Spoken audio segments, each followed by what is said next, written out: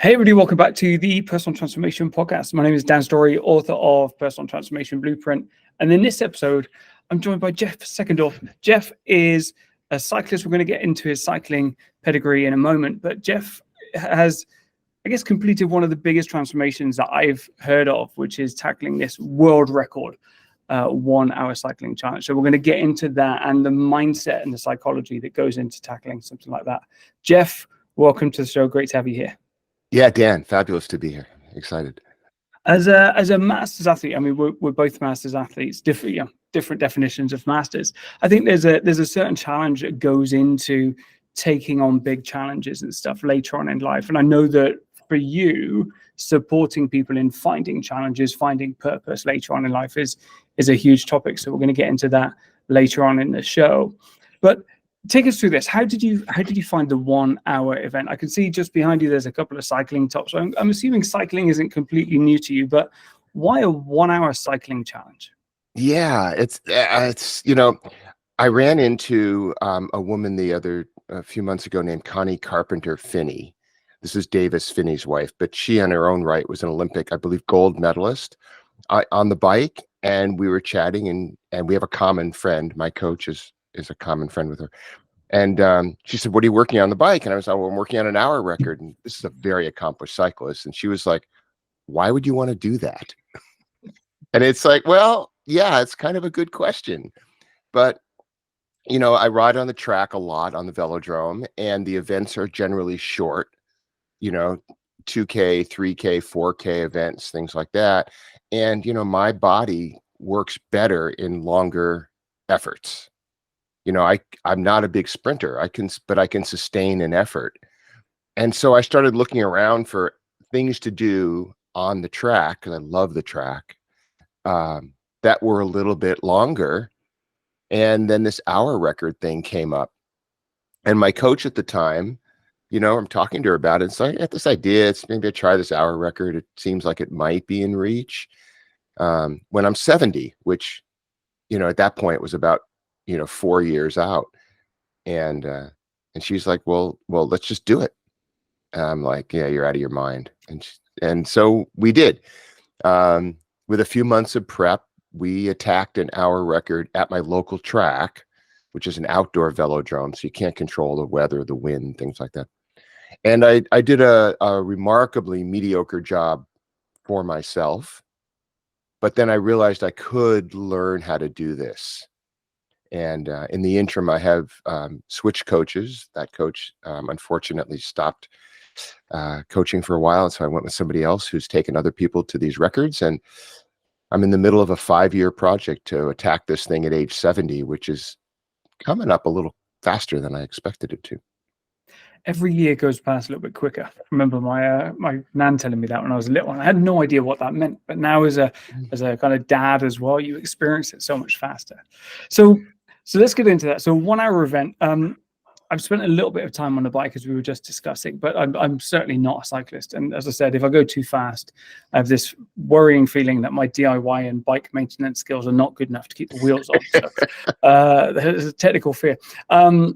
I'm also more to the other end. I tend to prefer shorter, more intense sprints and the endurance stuff. Just as I love it, I love the concept of it, but my body just goes after a while. No, Dan, you're not going to do this one.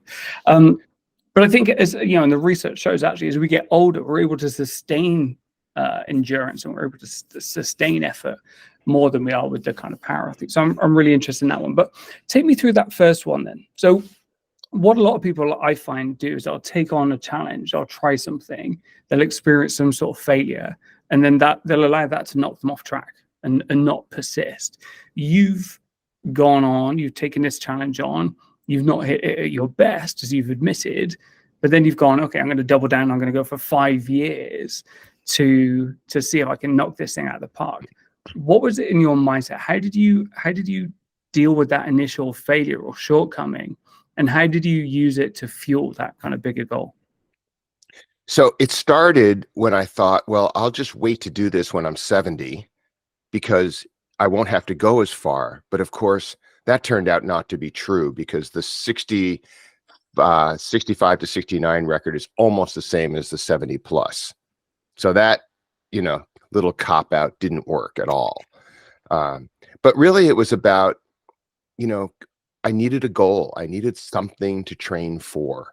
And this all started, it was very, very self-serving. It was like, well, I'll just do it for me. I just want to see if I can do this. And, you know, I'm spending all this time on the bike and all this time on the track and all this money to get the equipment right and aerodynamic testing and blah, blah, blah, blah, blah. And I just woke up one morning and thought, you know, there has to be more to it than this.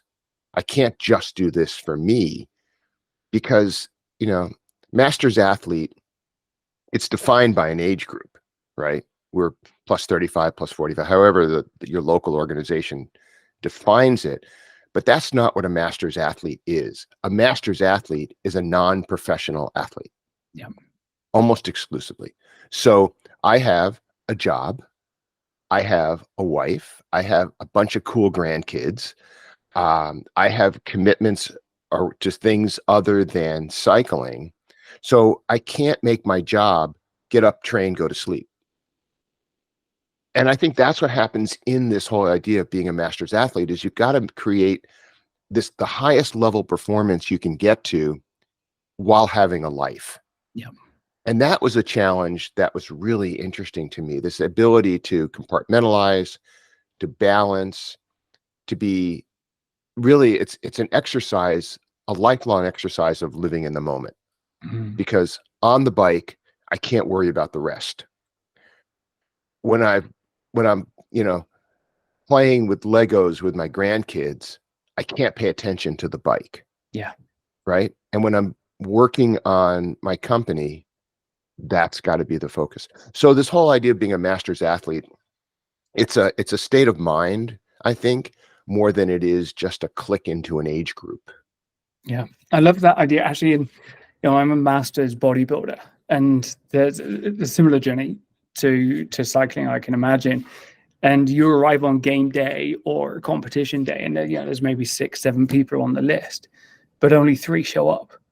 And the others haven't made it to competition probably because they haven't been able to either compartmentalize their life or carve out that time that it takes to commit to put into something. So I'm fascinated with this, and also I'm playing a lot of Lego with my daughter. How do you do that? Because for me, you know, there's definitely been a challenge. Like when I'm at the gym, I feel guilty because I should be at home. But when I'm when I'm with my daughter, or we go to the cake shop, typically on a Friday, I feel guilty because I should be eating salad, not cake. How have you found that work for you? How have you been able to compartment? I can't say it, but I know what I mean. Compartmentalize, yeah. Yeah. You know, this is sort of a cop-out answer, but it's sort of innate with me. Although I do think it can be a learned skill. I think that kind of management is something you can learn if you don't do it. And now we know lots of people who are just, you know, go through life as a hot mess, right? They're doing 16 things at once and none of them well. And, you know, I just think that you have to have some realization of that. And of course, me, who seems to be able to compartmentalize, I can't judge. You know, I speak to groups on living with purpose. And I just remember the first time I did this talk years ago, it went so sideways because it was all about what you in the audience should do. Mm-hmm. You should live with purpose. You should try this. You should serve others. You should. And I was like, you know, I got basically booed off the stage. And, you know, I had to go back and really look hard at that and say, well, if I'm going to, you know, start to do these talks and use my own journey as an inspiration for people living with purpose, then I just have to use my own journey. And what I found out when I'm standing up in front of 50 or 100 people talking about living with purpose, all I can talk about is myself. Yep. And set that example for people and say, look, I'm a normal guy, right? I'm a normal mortal master's athlete. I don't have some world tour VO2 max. I don't train 30 hours a week, but I'm having these small successes by doing what I can do within the scope of the rest of my life. And then I started really refining this idea of how to talk to people about living with purpose. And I realized I just have to talk about me, which initially sounds like, well, that's just all ego. Yeah. But it's not. It's really just, I have figured out a way to do this in my life. And I'm not telling you how to do this in your life, but I'm saying if you can emulate 2 or 3 parts of this, you might find this ability to focus, this ability to hone, and more importantly, this ability to compartmentalize and not feel guilty. Like I don't do what you said. I don't go out for a 2-hour training ride and think, oh crap, I got to get through this because I got to get to the grandkids. I am like on the bike or at the computer or with the kids or making dinner with my wife, and I think it's just a learned skill more than anything else. You just have to want it. I think you're right. I think there's a skill aspect to it. I am getting better at it. I think the thing that I found helped was communicating. And you've talked about communicating to others. It's setting these boundaries and helping people understand, because not everybody understands. Because what you're trying to do is borderly. It's actually probably over the line, but it's an obsession, right? People can understand passion, I think, but when you get to obsession, people start to worry or be concerned or say you're taking it too seriously. And I think the explaining why you're doing it and some of the sacrifices and the boundaries that you're going to have to put in place helps others understand it. How did you get, like you said, you've got family, you've got business commitments. How did you help them understand that while you're here, while you're there, you're there? Was there any key conversations you had to have? Well, yeah, I think it ties into what you just said. I think, when we talk about obsession, it's got a very negative connotation. Mm. You're so obsessed to the exclusion of the things you have to do. So that word makes me a little crazy because I don't feel like I'm obsessed with this. I feel like I'm committed to it. Yeah. And although it's semantics, I think it's important because if you don't put a positive spin on all these different elements of life, right? Basically fitness, work, family, or family, work, fitness, whatever order you want to put them in, each has those boundaries. Each of those elements has boundaries. And we've all worked with people who have no boundaries, right? I mean, it's just the nature of it. Some people just want an answer now. And I'm not like that. I file things away. I make lists. My desk is littered with these Post-its. I'm still very analog and I sharpen pencils, not pens. But I just make sure that I write everything down. I keep a structure, and then every other day I clean off all the Post-its and make sure it's all done. But it's about compartmentalizing. It's about commitment to the elements of my life that are important to me, right? One is fitness, one is family, one is work, and one is just sitting on the couch and doing good mental recovery. That's important too. Yeah. We've got to be human, right? We're supposed to have fun here, not take it too seriously. It is fun. I mean, we are not professional athletes. That can be fun too. But, look, the bike for me, no matter how hard it is on the ride and on the training and on the event, is fun. Grandkids, nothing funner. Cooking dinner with my wife, fabulous fun. We have a great time doing that. Sitting at the work that I love, running the company that I built and love. It's fun. I wouldn't do, we always say this, if the fun factor is not there, it's like, who wants to play? So I think that it sounds like, is that fair to the world to say that fun is the baseline? But it is, because if we all had more fun, we'd all show up more present and we'd all be able to compartmentalize better. And it's just a matter of taking what we believe in and finding the coolness in it. Now, it's not 100% fun. I mean, I have days at work that I just want to throttle the laptop, but I'm in the 80-20 world, right? 80% good, 20% not bad, but 20% tolerable. Yeah. And I heard a thing, and I love the idea of fun. We're going to get into fun because people have different definitions of fun. And you said that being on the bike is fun. So I'm curious to see how you take fun, because my experience of the bike, especially if you do something for endurance, is pushing the pain threshold as far as you can for as long as you can. And that's your definition of fun. Now, so for many people, they're going to see that as, why would you do that? But what is it about that challenge? What gets you excited about testing that physical limit? Yeah, that's a really good question. And I think, when you talk to professional athletes, they all have their own answer for it, but it always comes down to, I don't know why, but I sort of enjoy it. Yeah. And, there's a thing that writers say, which is the best part of writing is having written. Those are people who hate the process, Yep. right? They're in for a result, not the process. In any training event, in any sport where you're putting your body on the limit, you have to love the process. Yep. Even if it's difficult within, you have to sit there thinking this, 2x20 VO2 max intervals is not going to be fun in the instant, but when I am done and I feel amazing and satisfied and I got, this incredible result and I know my fitness is improved, when I start to look at benefits, I can say, all right, I can manage 20 minutes. Yep. It's hard, but I can manage 20 minutes. And then I just compartmentalize that and say, okay, this is 20 minutes of really hard effort and it's not going to be comfortable, but the results are going to be amazing. And it's part of the training of being comfortable, being uncomfortable. Yep.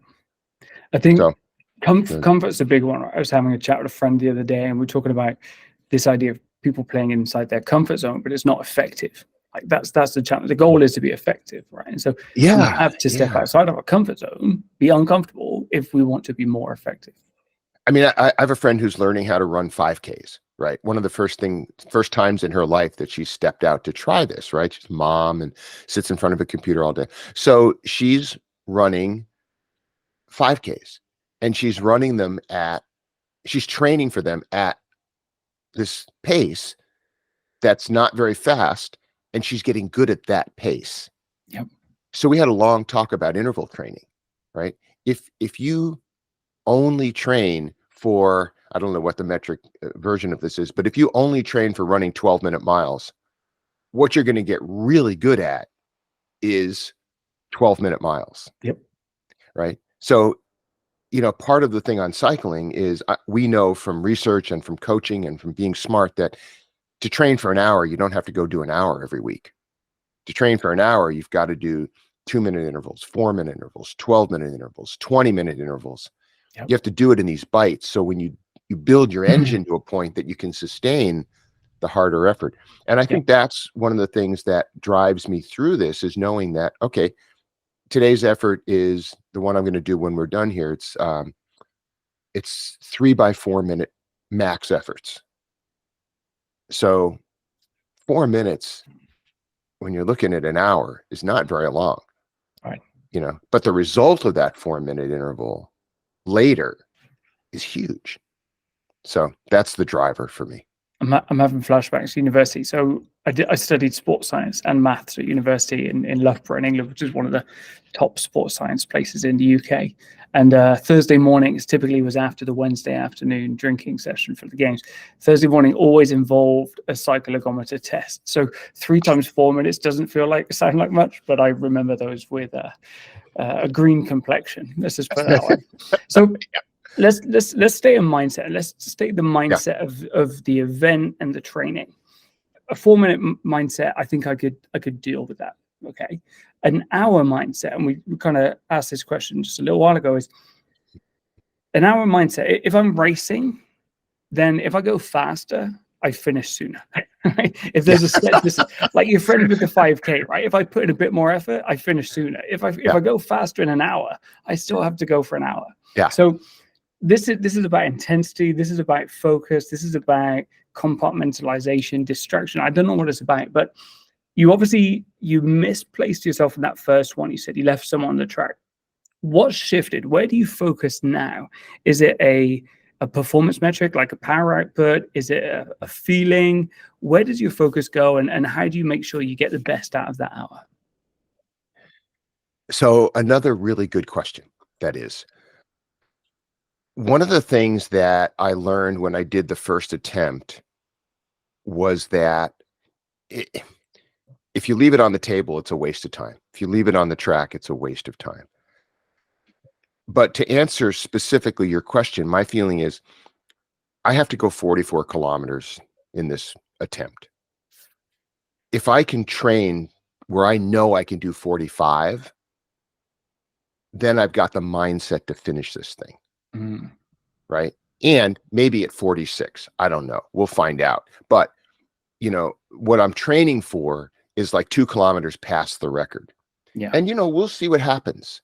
You know, we have to add up a ton of things on the day to make this thing work. But, you know, I've spent hours talking to my coach about this, hours talking to a sports psychologist about this, hours talking to my friends who ride, my wife, my family, figuring out where in the world I fit in mindset.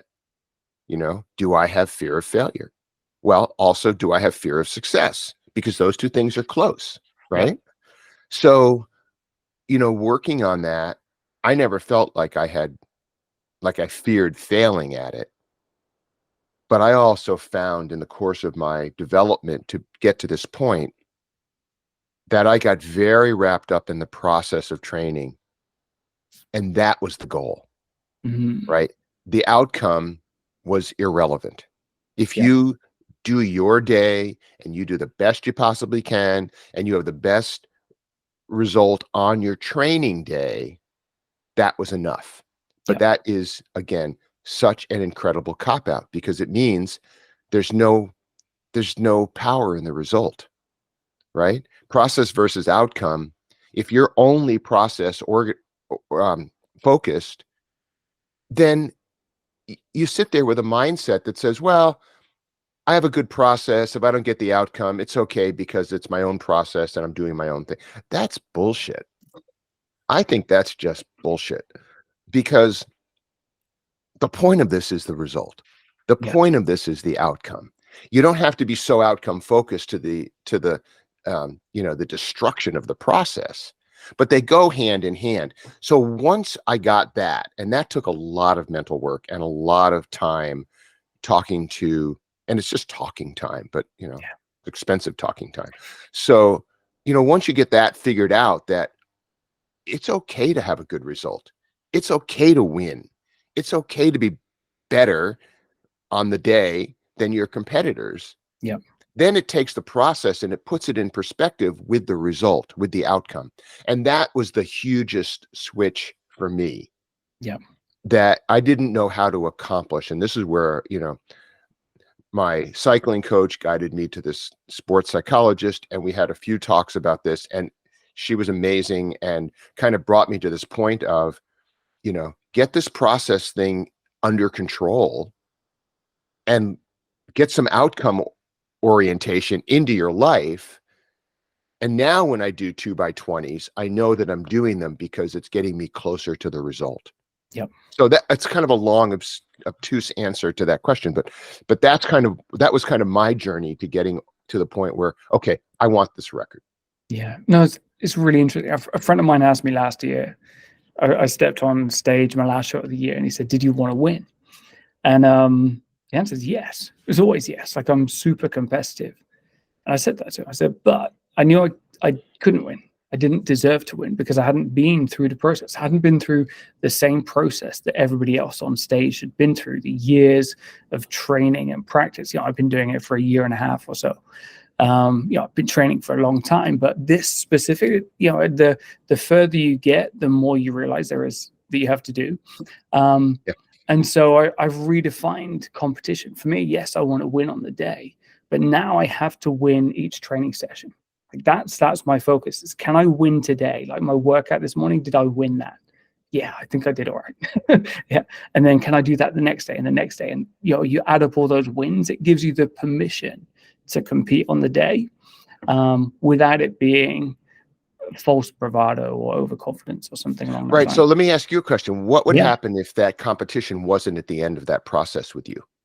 Then I would still be in the best shape I've ever been in. I'd be very proud of myself. And then I'd go to the next competition. And there you go. Right? Because again, it's like the outcome, the result is real. Yeah. Right? It's as real as the process. Yeah. It's just an instant. I mean, Yeah. that's the writing thing again, too, right? You Yeah. spend 2 years hating the process to write a book or a screenplay. That 2 years has to be offset against, getting a phone call that says, yeah, we'll accept it. Yeah. Well, that's 2 seconds in your life. Yeah. Now, it's a great 2 seconds, but it's 2 seconds against the 2, 4, 6, 8 years you just spent creating the work. Yeah. You've got to love them both. You have to. You have to love the process. It's hard in the moment, like you say. There's stuff that is not enjoyable. But if you do watch me in the gym, then occasionally I'll dance, especially if Taylor Swift comes on. At the moment, my daughter's really into Taylor Swift. But then there was a moment the other day, and I was just smiling before a set, and this guy I trained with, he's like, "You okay? Like, you're smiling?" I'm like, "Yeah, I feel terrible pain in my legs, and it's so good." Yeah. There's this kind of craziness between the two. So that's that part of yeah. it, that comfortable being uncomfortable is a huge piece of training for anything where performance matters. Yeah. So one thing you said was it's important to put your best into every training. And if you win that training, or if you do well in that training individually, then that's a good day. How do you deal with adversity? How do you deal with those days? Because not every day is a good training day, right? You said 80-20, 20% of those days are not going to go the way they want it to. Maybe the bike isn't working, or you're not working, or the conditions, or whatever it is. How do you deal with things when they go wrong? Like, how do you talk to yourself? How do you calm things down? You said there's a village involved as well. How does everybody kind of come together to get through adversity? That's a very simple question for me. I once worked with a cycling coach who said, you always think there's nothing good back there. Mm-hmm. What's behind you doesn't matter. In a bike race, what matters is in front. And I think that works for all of it, right? If I have a crappy day, to me, it's just a pivot. It's like, okay, my body is saying this is a little too much. Because this as a bodybuilder better than anybody, you don't get strong in the gym. No. You get strong the day after, 2 days, 3 days after, right? The gym injures you, the bike injures you. And then the adaptation that occurs in recovery, where more capillaries, more mitochondria, bigger, all that, it's the recovery where you get stronger. Yeah. So if I have a day where I just have to completely pivot from my workout that's planned and say, okay, this is not productive for me in my body, even though on paper, on a weekly schedule that I get, it looks like it should be productive. For whatever reason, I didn't eat well, I didn't drink well, whatever, it doesn't matter. Then it's a pivot, right? You just say, okay, I'm going to eat this one. It's part of the 20%. I have a coach who's not the bike police. I put a note in, says, okay, that no way today, we'll live to fight another day. And always with this mindset that there's nothing good behind me. It's only in front that matters. I love that. That's so easy to remember as well. And if you ever do look behind on the bike, nothing good is going to happen. You have to get your head straight for sure. What is this challenge? How's this challenge changed you? So I want to kind of move towards purpose and talking a little bit about purpose now. How has this changed you as a person? I think it had, well, for one thing, it got me over that horrible hump that we just talked about, where, I couldn't care less about the outcome. And it made me, focus on the fact that goals are good. Yeah. Goals are important. Goals give you drive, give you focus, give you energy. I have this thing that goals should be 50% believable. Mm-hmm. If your goal is less than 50% believable, you just have to eat it, that it's probably not going to happen, and you got to find something else. If your goal is more than 50% believable, well, then is it really a goal? Is it too easy? Do you need something harder? A to-do list item. Yeah, it's a to-do list. That's a great way to look at it. So I try to put this stuff in that range. And, when I started the hour record, it was like 20% believable. I'm kind of creeping up to about 40 now. Awesome. And the village, my cheerleaders are saying, keep going. There's more in you. We can get more out of you. Just keep going. Amazing. And that drive is what pushes me forward but in all elements, right? And I think the thing about the bike is what I've learned more than anything, riding a bike at a competitive level like this, is transference. I transfer that to my marriage, right? Yeah. And I can say, there are things I can do to be the best possible husband that I can be. I'm not trying to compare myself to anybody else. I'm just saying I can, she can walk in the house after a hard day of work and there's a fire going, candles lit, and dinner's on. That's a really cool thing, right? And it's that kind of focus, right? Grandkids too, it's the same thing. It's like we got them bikes, we got them trained, they love the bike, we take them for rides, and they're an hour away. Yeah. But I'll drive up for a 20-minute bike ride. Yeah. It's this transference of the commitment that I'm making on the bike that I lay on top of everything else in my life, my business, my family, my health and fitness and diet and all of it. And I think that's the thing that comes from these super hard commitments that we make. It's not for the bike. It's Yep. not for the hour record. That's just a little benefit that maybe it'll get me a speaking gig somewhere. Really what it is to allow myself the space to train in a very specific field and then transfer that to all these other parts of my life. Yeah. And that's what the talk on purpose that I do is. That's why I talk about myself when I talk about living with purpose. It's because it's not because of the bike ride. It's because I can take what I've learned in the bike ride in this attempt and put it on all these other elements of life and become a better version of myself in family, in work, in kids, in the whole thing. And that's why that's the sort of the crux of the whole thing. I love it. It's amazing, isn't it? When you focus, like you use the word transference there, that you become better in these areas that then have ripple effects in so many different areas of the life. If you let it, right? If you allow that kind of context to seep into each other. Yeah. Or you can get obsessed with one thing, be very one note at the exclusion of all the other parts. And then you just become a toad. You just like, unless you're getting, paid well to do that. And that's your job. Yeah. Then you find something else in life to apply to your job to make your job better. You know what I mean? Yeah. No, I completely get it. And there's plenty of people out there who have that opportunity, like you said, but we're masters athletes and we're doing this on the side of everything else. And this is an aspect of our life. It's not our entire life, which is great. Talk about purpose. You're now helping others find purpose. What are the things that you think are key to people opening themselves up to doing something like this? Is there common factors that encourage it? Is there common things that hold people back from taking on or like subscribing to a purpose? What have you found? So we started the Institute of Purpose for just that purpose. I was having coffee with a friend of mine. I was talking about the bike ride because I was looking for sponsors and help and things like that. And at one point, he asked me why I'm doing it, and I didn't have a really concrete answer, but it was still very self-centered at that point. And he said, I've got this name I've been toying with for a while, and I don't know what to do with it. And so what's it called? The Institute of Purpose. And I was like, oh my God, we have to do that. And we sat there at coffee and with our little phones, and we bought the URL like in that instant. Yeah. And then we figured out what it was. This is like, you remember in high school, people would name their band before they had a band. Yeah. It's like, okay, we have a great name for a band. We're called the iPad Whack Jobs, but we don't have a drummer. We don't know what kind of music we're going to play. We don't have a bass player. We just have a name. Yeah. And that's kind of what the Institute of Purpose was. And then we spent a couple of years trying to figure out what it was. Well, it turns out it's this amazing clearinghouse for people talking about their own purpose. So it's a collection of very short videos, 30, 40 seconds, and a few longer ones that I've done about people and their purpose. So, the spoiler alert is that when you listen to all of these dozens of videos, there's a very common thread. And that common thread is my purpose is to help other people. Mm.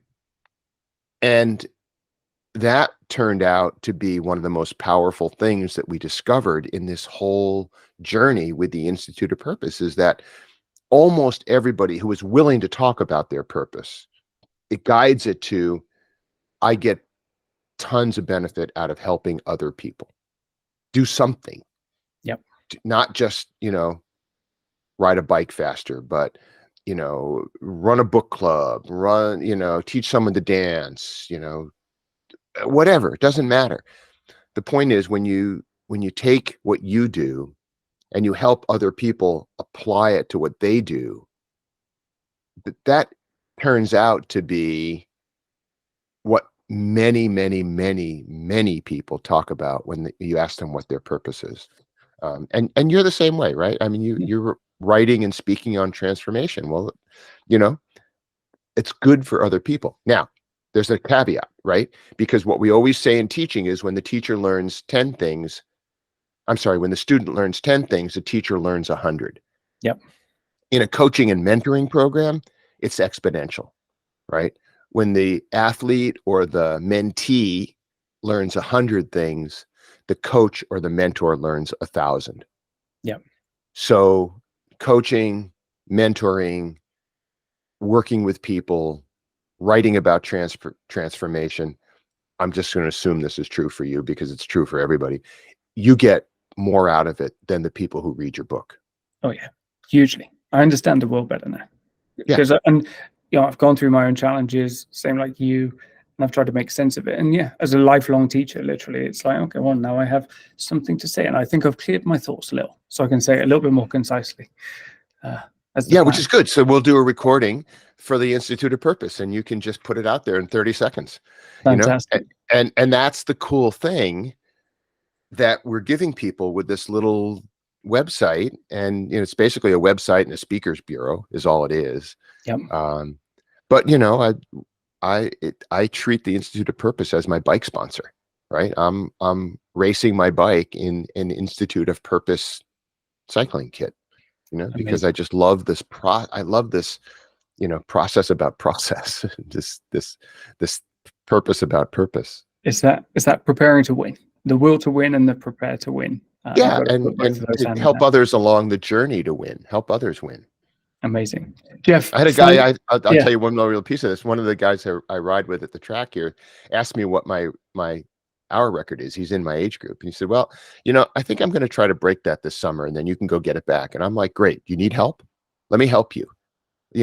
Go try to break it. Yeah. And if you can, awesome. And then I'll just go back 2 days later and do it again. But it drives me, it drives him.